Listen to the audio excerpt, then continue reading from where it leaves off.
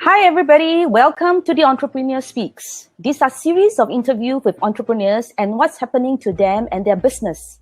Now, we all know that in this COVID-19 period, many businesses are turned upside down because of the circuit breaker.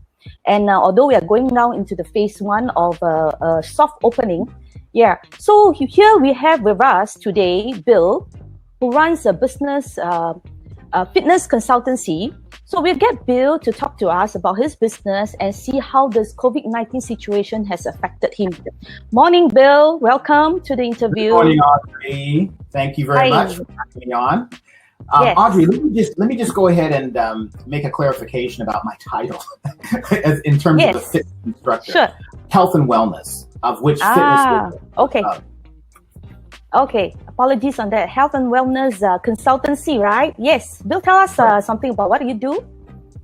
Okay, well, there's two things that I do. I appeal to both corporations and I appeal to individuals. In terms of a corporation, what I do is I work on a comprehensive program towards their aim.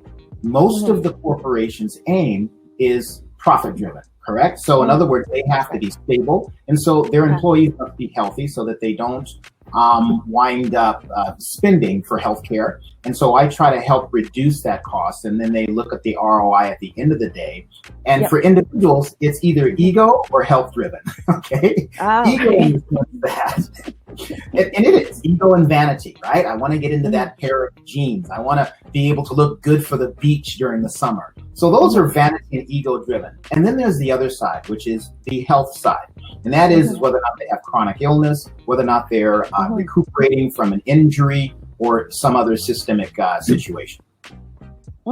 Right. So it's pretty interesting because you have two groups of people. So how has this COVID-19 affected you, with this safe distancing and people got to work from home or stay at home?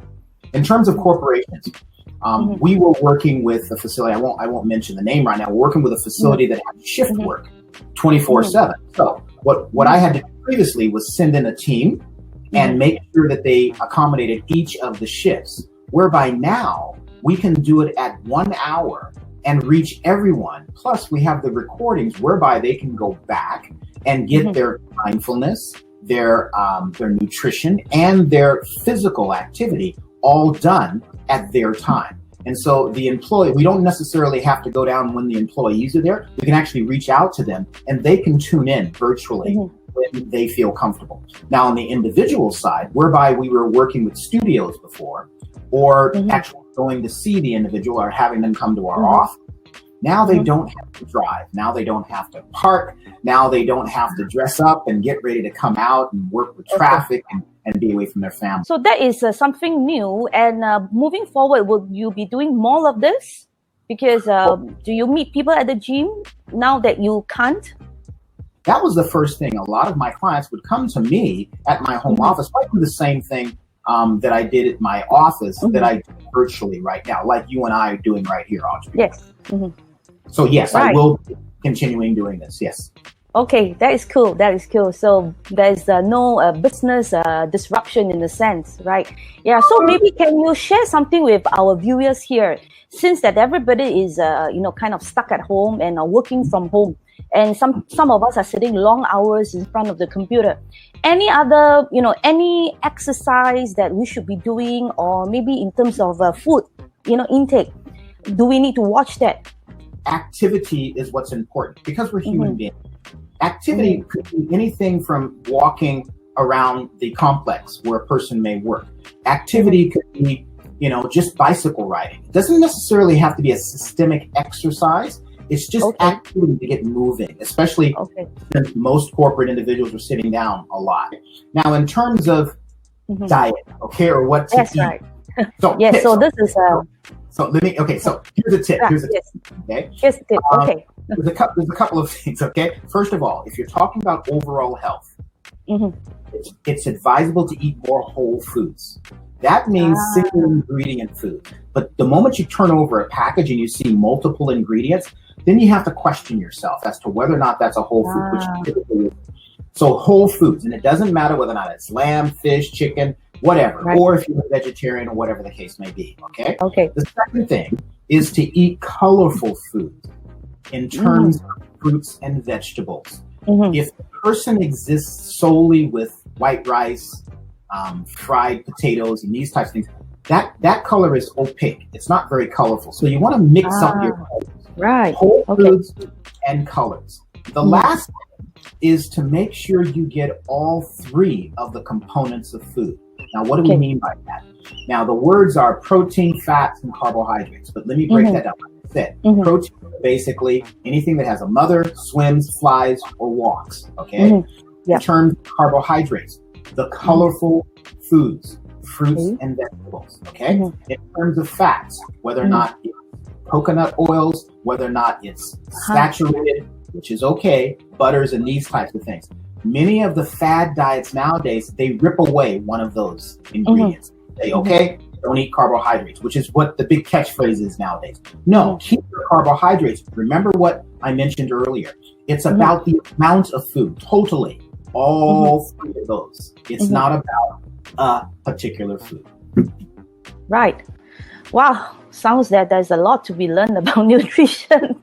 Of course, my favorite is ice cream. Sometimes stuck at home, I'm looking at, is there such thing as a healthy ice cream, right? But Audrey, that's food, right? Yeah. That's the thing. You enjoy ice cream. There's nothing wrong with that because we live in a modern society. Just to share a quick story with you, I had a client who was from the previous Soviet Union. She's from Estonia.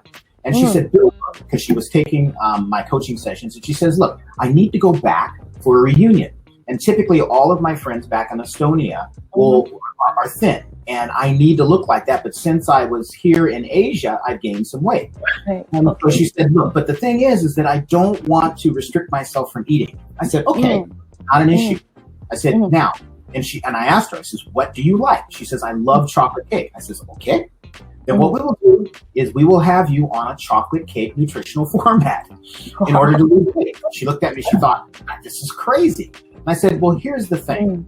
If you're on this chocolate cake, I am going to dictate how much you can have.